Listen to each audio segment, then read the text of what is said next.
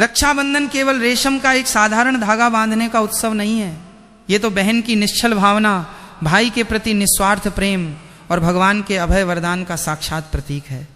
शास्त्रों में कहा गया है कि जब जब मनुष्य पर कोई संकट आया है तब तब रक्षा सूत्र ने कवच बनकर उसकी रक्षा की है। चाहे देवताओं और असुरों का संग्राम रहा हो, चाहे भगवान श्री कृष्ण और माता द्रौपदी का पावन प्रसंग हो, या फिर यमराज और यमुना जी का अमर संबंध हो, इस रक्षा सूत्र ने हर काल में सनातन संस्कृति की मर्यादा और पारिवारिक संबंधों को अटूट बनाया है।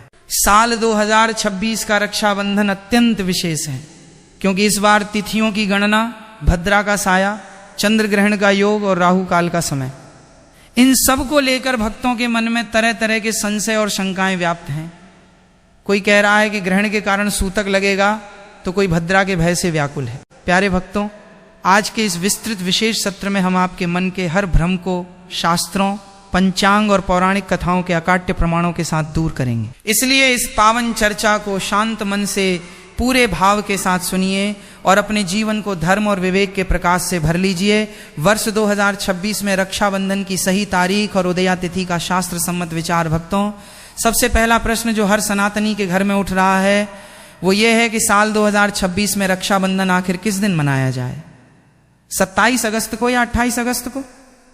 शास्त्रों का अकाट्य नियम है, हव्य कव्यादि कृत्येषु सा तिथिर्योदयम गता, अर्थात सनातन धर्म में वही तिथि सर्वमान्य और शुभ मानी जाती है जो सूर्योदय के समय विद्यमान होती है, जिसे हम उदया तिथि कहते हैं। आइए अब पंचांग की गणना को विस्तार से समझते हैं। सावन पूर्णिमा तिथि का प्रारंभ 27 अगस्त 2026 की प्रातःकाल 9-8 बजे से होगा। सावन पूर्णिमा तिथि की समाप्ति 28 अगस्त 2026 की प्रातःकाल 9:48 बजे पर होगी। अब ध्यान देने योग्य बात यह है कि 27 अगस्त को सूर्योदय के समय चतुर्दशी तिथि रहेगी और प्रातः 9-8 बजे पूर्णिमा लगेगी। इसके तुरंत बाद ही पूरे दिन और रात के बड़े हिस्से तक भद्रा का भयानक साया रहेगा। शास्त्रों के अनुसार भद्रा में रक्षाबंधन मनाना पूरी तरह से वर्जित है। दूसरी ओर 28 अगस्त 2026 शुक्रवार को सूर्योदय पूर्णिमा तिथि में ही होगा। यद्यपि पूर्णिमा तिथि प्रातः 9:48 बजे तक ही है, परंतु उदया तिथि की शास्त्र सम्मत मान्यता के कारण पूरा दिन रक्षाबंधन का पर्व मनाने के लिए अत्यंत पवित्र और शास्त्रानुकूल रहेगा। इसलिए संपूर्ण देश में हर सनातनी परिवार में रक्षाबंधन का पावन पर्व 28 अगस्त 2026 दिन शुक्रवार को ही पूर्ण श्रद्धा और हर्षोल्लास के साथ मनाया जाएगा। भद्रा का पौराणिक इतिहास, रावण का सर्वनाश और पाताल लोक का सत्य। प्यारे भक्तों, हमारे शास्त्रों में बार बार चेतावनी दी गई है कि भद्रा काल में कभी भी रक्षा सूत्र नहीं बांधना चाहिए। पर क्या आपने कभी सोचा है कि ये भद्रा आखिर कौन है, इनका जन्म कैसे हुआ और इन्हें इतना विनाशकारी क्यों माना जाता है? भद्रा की उत्पत्ति की कथा पौराणिक ग्रंथों के अनुसार भद्रा भगवान सूर्यदेव और माता छाया की कन्या हैं, अर्थात वे न्याय के देवता शनिदेव की सगी बहन हैं। जब भद्रा का जन्म हुआ तो उनका रूप अत्यंत विकराल और उग्र था। जन्म लेते ही वे संपूर्ण संसार को अपना ग्रास बनाने लगीं, यज्ञ अनुष्ठानों में विघ्न डालने लगीं और मांगलिक कार्यों को नष्ट करने लगीं। संसार को भद्रा के प्रकोप से बचाने के लिए ब्रह्मा जी ने उन्हें समझाया और कहा, हे भद्रा, तुम विष्टिकरण के रूप में पंचांग का एक अंग बनो। लेकिन जो भी मनुष्य तुम्हारे समय भद्रा काल में कोई शुभ, मांगलिक, गृह प्रवेश, विवाह या रक्षाबंधन जैसा पवित्र कार्य करेगा, उसका परिणाम हमेशा विनाशकारी और अशुभ ही होगा। रावण और शूर्पणखा का भयानक इतिहास। भद्रा काल में राखी न बांधने का सबसे बड़ा और प्रत्यक्ष उदाहरण लंकापति रावण का है। शास्त्रों में कथा आती है कि लंकाधिपति रावण, जो वेद वेदांगों का ज्ञाता था, महाज्ञानी था, जिसके भय से नवग्रह उसके सिंहासन के चरणों में बंधे रहते थे, उसकी बहन शूर्पणखा ने अज्ञानतावश भद्रा काल के दौरान ही रावण की कलाई पर रक्षा सूत्र बांध दिया था। परिणाम क्या हुआ भक्तों? जिस रावण की अमरता की गाथाएं गाई जाती थीं, जिसका प्रताप तीनों लोकों में गूंजता था, भद्रा के उस एक अशुभाशीष के कारण मात्र 1 वर्ष के भीतर उसके पूरे वंश का सर्वनाश हो गया। मेघनाद और कुंभकर्ण जैसे वीर मारे गए और सोने की लंका राख के ढेर में बदल गई। इसीलिए हमारे ऋषि मुनियों ने कठोरता से आदेश दिया है कि अपने भाई की लंबी उम्र और समृद्धि चाहने वाली किसी भी बहन को भूल कर भी भद्रा में राखी नहीं बांधनी चाहिए। भक्तों, अभी तक आपने महालक्ष्मी टीवी को सब्सक्राइब नहीं किया है तो उसको सबसे पहले सब्सक्राइब कीजिए, क्योंकि अब हम आपको सबसे महत्वपूर्ण और सबसे ध्यान में रखने वाली बात बताने जा रहे हैं, जो है भद्रा का समय। भद्रा काल की समय लेकर भक्तों को बहुत कंफ्यूजन है, तो आज इसी कंफ्यूजन को यहाँ पर दूर हो रही है। बिल्कुल ही ध्यान से सुने। 27 अगस्त 2026 भद्रा प्रारंभ, 27 अगस्त 2026 प्रातः 9-8 बजे से भद्रा समाप्ति। 27 अगस्त 2026 रात्रि 9:32 बजे पर पाताल लोक की भद्रा का ज्योतिषीय विचार। ज्योतिष शास्त्र के अनुसार भद्रा का वास तीनों लोकों में घूमता रहता है। जब चंद्रमा कर्क, सिंह, कुंभ या मीन राशि में होता है तब भद्रा भूलोक पृथ्वी पर होती है। पृथ्वी की भद्रा अत्यंत संहारक होती है। जब चंद्रमा मेष, वृषभ, मिथुन या वृश्चिक राशि में होता है तब भद्रा स्वर्गलोक में होती है। जब चंद्रमा कन्या, तुला, धनु या मकर राशि में होता है तब भद्रा पाताल लोक में निवास करती है। 27 अगस्त 2026 को भद्रा का निवास पाताल लोक में रहेगा। शास्त्रों का नियम है कि स्वर्ग या पाताल लोक में रहने वाली भद्रा का सीधा कुप्रभाव पृथ्वी लोक के मनुष्यों पर नहीं पड़ता। परंतु प्यारे भक्तों, जब बात भाई की जीवन रक्षा, आयु और आरोग्य की हो तो कोई भी जोखिम क्यों लेना। जब शास्त्र कहते हैं कि भद्रा का त्याग करना ही श्रेयस्कर है, तो 28 अगस्त की शुभ उदया तिथि में ही निश्चिंत होकर रक्षाबंधन मनाना सर्वथा उचित और फलदायी है। भक्तों, रक्षाबंधन के दिन यानी 28 अगस्त 2026 को लेकर सोशल मीडिया और लोक चर्चा में एक और अफवाह तेजी से फैल रही है। रक्षाबंधन पर भयानक चंद्र ग्रहण लग रहा है, चारों तरफ सूतक लग जाएगा, पूजा पाठ बंद हो जाएगी। आइए अब इस चंद्र ग्रहण का पूरा गणित और शास्त्र सम्मत सत्य समझते हैं। आंशिक चंद्र ग्रहण की खगोलीय एवं ज्योतिषीय स्थिति 28 अगस्त 2026 को एक आंशिक चंद्र ग्रहण पार्टियल लूनर इक्लिप्स अवश्य घटित हो रहा है। ग्रहण का प्रारंभ भारतीय समयानुसार प्रातः 6:53 बजे से, ग्रहण का मध्य प्रातः 9:42 बजे, ग्रहण की समाप्ति दोपहर 12:32 बजे। ग्रहण की कुल अवधि 5 घंटे 39 मिनट। क्या भारत में सूतक काल मान्य होगा? अब सबसे महत्वपूर्ण प्रश्न, क्या इस ग्रहण के कारण भारत में सूतक काल लगेगा? क्या राखी बांधना पाप होगा? ज्योतिष शास्त्र और धर्म शास्त्रों का एक अत्यंत स्पष्ट और अटल सिद्धांत है, अदृश्य ग्रहे नास्ति सूतकम न च वेदता। अर्थात जो ग्रहण जिस भौगोलिक क्षेत्र में नग्न आंखों से दिखाई न दे, जहां सूर्य या चंद्रमा का बिंब दिखाई न दे रहा हो, वहां उस ग्रहण का न तो कोई सूतक काल माना जाता है, न ही कोई धार्मिक पाबंदी लागू होती है। 28 अगस्त 2026 की सुबह जब ये ग्रहण घटित होगा तब भारत में दिन का समय होगा, आकाश में सूर्य देव का प्रकाश होगा और चंद्रमा क्षितिज से नीचे अस्त अवस्था में होगा। भारत भूमि पर यह चंद्र ग्रहण बिल्कुल भी दिखाई नहीं देगा। इसलिए प्यारे भक्तों, कान खोलकर सुन लीजिए, भारत में इस चंद्र ग्रहण का कोई सूतक काल मान्य नहीं है। मंदिरों के कपाट बंद नहीं होंगे, न ही पूजा पाठ पर कोई रोक लगेगी। बहनों को राखी बांधने में ग्रहण का कोई दोष या अड़चन नहीं आएगी। आपको किसी भी प्रकार के भय या भ्रम में आने की रत्ती भर भी आवश्यकता नहीं है। राहु काल का कड़वा सच और उससे बचाव की सावधानियां। भक्तों, भद्रा और ग्रहण के संशय से तो हम बाहर निकल आए, लेकिन एक और सूक्ष्म समय चक्र है जिससे हर बहन और भाई को 28 अगस्त के दिन विशेष सावधान रहना होगा, और वो है राहु काल। ज्योतिष में राहु ग्रह का स्वरूप, ज्योतिष शास्त्र में राहु को छाया ग्रह, छल कपट, अकस्मात दुर्घटनाओं, भ्रम और विच्छेद का कारक माना गया है। राहु काल दिन का वो भाग होता है जब राहु का प्रभाव अत्यधिक प्रबल होता है। इस समय में किए गए शुभ कार्य फलित होने के बजाय विपरीत परिणाम देने लगते हैं। राहु काल में राखी बांधने के गंभीर दुष्परिणाम। यदि कोई बहन अनजाने में राहु काल के अशुभ समय में अपने भाई की कलाई पर रक्षा सूत्र बांध देती है तो उसके क्या क्या दुष्परिणाम हो सकते हैं, उन्हें ध्यान से समझें। अचानक दुर्घटनाएं। राहु काल में बांधी गई राखी भाई के जीवन में अप्रत्याशित वाहन दुर्घटनाएं या शारीरिक चोट का कारण बन सकती है। असाध्य बीमारियां, भाई के स्वास्थ्य में गिरावट आ सकती है और ऐसी बीमारियां घेर सकती हैं जिनका निदान डॉक्टरों को आसानी से नहीं मिलता। व्यापार व धन हानि, चलता हुआ कारोबार ठप हो सकता है। व्यक्ति ऋण कर्ज के बोझ तले दब सकता है और आर्थिक तंगी घेर सकती है। संबंधों में कड़वाहट। जिस पवित्र रिश्ते को मजबूत करने के लिए राखी बांधी गई थी, उसी रिश्ते में राहु भ्रम और अहंकार का ऐसा बीज बो देता है कि भाई बहन के बीच अकारण ही मतभेद और दूरी पैदा हो जाती है। 28 अगस्त 2026 को राहु काल का सही समय। शुक्रवार के दिन राहु काल का समय प्रातः काल के उत्तरार्ध एवं दोपहर के पूर्वाह्न में पड़ता है। राहु काल प्रारंभ 28 अगस्त 2026 प्रातः 10:45 बजे। राहु काल समाप्ति 28 अगस्त 2026 दोपहर 12:20 बजे। विशेष निर्देश 28 अगस्त को प्रातः 10:45 बजे से लेकर दोपहर 12:20 बजे तक कुल 1 घंटा 35 मिनट का जो समय है, इस दौरान गलती से भी राखी न बांधें। इस समय को टालकर ही रक्षाबंधन का अनुष्ठान संपन्न करें। अध्याय 6 रक्षाबंधन 2026 का सर्वश्रेष्ठ महाशुभ मुहूर्त। अब भक्तों के मन में सहज प्रश्न उठेगा कि महाराज जी, फिर हम किस समय अपने भाई को राखी बांधें ताकि भाई की आयु भी बढ़े, धन धान्य भी आए और सब मंगल ही मंगल हो। मेरे प्यारे भक्तों, आइए 28 अगस्त 2026 के सबसे श्रेष्ठ और अमृत तुल्य महामुहूर्त की समय सारणी देखते हैं। सर्वश्रेष्ठ महाशुभ मुहूर्त अमृत काल प्रातः काल। 28 अगस्त को प्रातः सूर्योदय के साथ ही पूर्णिमा तिथि विद्यमान रहेगी। इस समय भद्रा पूरी तरह समाप्त हो चुकी होगी और राहु काल भी शुरू नहीं हुआ होगा।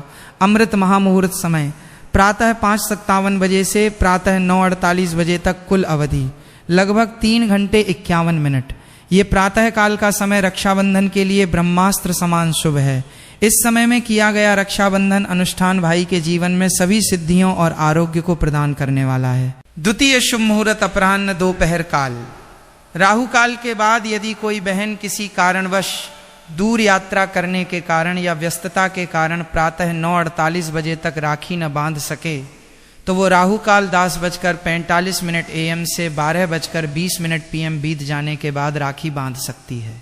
शुभ दोपहर मुहूर्त दोपहर 12:25 बजे से सायं 5:00 बजे तक। प्यारे भक्तों, सबसे पहला प्रयास यही होना चाहिए कि आप प्रातः 5:57 से 9:48 बजे के बीच ही रक्षा सूत्र बांधने का कार्य पूर्ण कर लें। रक्षाबंधन की पावन पौराणिक कथाएं भक्तों, रक्षाबंधन केवल एक रीति रिवाज नहीं है, इसके पीछे हमारे धर्म ग्रंथों की अत्यंत भावुक और प्रेरणादायक कथाएं छिपी हैं। आइए आज 2 मुख्य कथाओं का रसपान करते हैं। भगवान श्री कृष्ण और माता द्रौपदी का रक्षा सूत्र। एक बार द्वारकाधीश भगवान श्री कृष्ण ने अधर्मी शिशुपाल का वध करने के लिए अपने सुदर्शन चक्र का प्रयोग किया। जब सुदर्शन चक्र शिशुपाल का मस्तक काटकर पुनः श्री कृष्ण की अंगुली में लौटा तो भगवान की तर्जनी अंगुली थोड़ी कट गई और उससे रक्त की धारा बहने लगी। वहां उपस्थित सभी महारानी और दासी वस्त्र की पट्टी खोजने लगी, परंतु पांडवों की सहधर्मिणी भगवान श्री कृष्ण की अनन्य भक्त और बहन स्वरूप माता द्रौपदी ने एक क्षण का भी विलंब नहीं किया। द्रौपदी ने अपनी अत्यंत बहुमूल्य रेशमी साड़ी का आंचल तुरंत अपने हाथों से फाड़ा और दौड़कर भगवान श्री कृष्ण की बहती हुई अंगुली पर बांध दिया।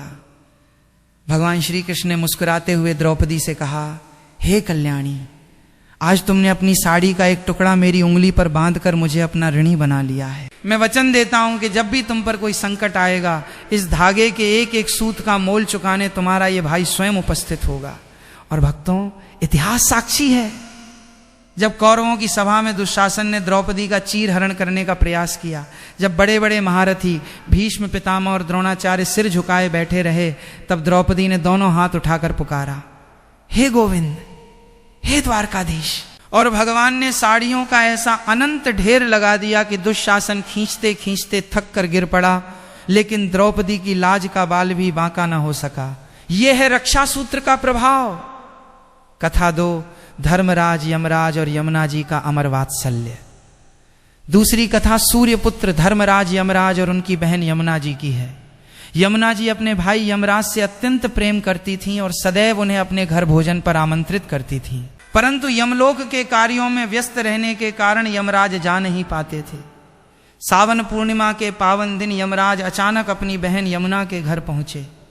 अपनी कुटिया में भाई यमराज को आया देख यमुना जी के हर्ष का सीमा न रही। उन्होंने अपने भाई का भव्य स्वागत किया, मस्तक पर कुमकुम का सुंदर तिलक लगाया, स्वादिष्ट सात्विक व्यंजन खिलाए और उनकी कलाई पर स्नेह की राखी बांध दी। यमराज बहन के इस निश्चल प्रेम से अत्यंत प्रसन्न हुए और बोले, हे बहना, मांग ले, आज तू जो वरदान मांगेगी मैं वही तुझे प्रदान करूंगा। यमुना जी ने कहा, हे भ्राता, मुझे अपने लिए कुछ नहीं चाहिए, आप बस इतना वरदान दीजिए कि जो भी भाई आज के दिन अपनी बहन के घर जाकर तिलक करवाएगा, रक्षा सूत्र बांधवाएगा और बहन को प्रसन्न रखेगा, उसे कभी अकाल मृत्यु का भय न रहे और यमलोक की यातनाएं न सहनी पड़े। यमराज ने सहर्ष ये वरदान दे दिया। तब से सावन पूर्णिमा पर बहन के हाथों से तिलक लगवाना और रक्षा सूत्र बांधवाना अकाल मृत्यु से रक्षा करने वाला महाकवच बन गया। अध्याय 8, रक्षाबंधन अनुष्ठान की सही विधि एवं ध्यान रखने योग्य 6 गंभीर गलतियां। प्यारे भक्तों, रक्षाबंधन का पर्व मनाते समय केवल भाव होना ही काफी नहीं है, विधि का शुद्ध होना भी उतना ही आवश्यक है। जाने अनजाने में की गई छोटी छोटी गलतियां पूजा के फल को छीण कर देती हैं। आइए जानते हैं वे कौन सी 6 बड़ी गलतियां हैं जिनसे हर बहन और भाई को बचना चाहिए। रक्षाबंधन के पावन अनुष्ठान के लिए पूजा की थाली पहले से ही पूरी श्रद्धा और विधि विधान के साथ सजा लें। थाली में रोली या कुमकुम, अटूट अक्षत चावल, घी का प्रज्वलित दीपक, शुद्ध जल या गंगा जल तथा शुभ रंग की राखी अवश्य रखें। यदि संभव हो तो थोड़ी सी मिठाई भी थाली में शामिल करें, जिससे राखी बांधने के बाद भाई का मुंह मीठा कराया जा सके।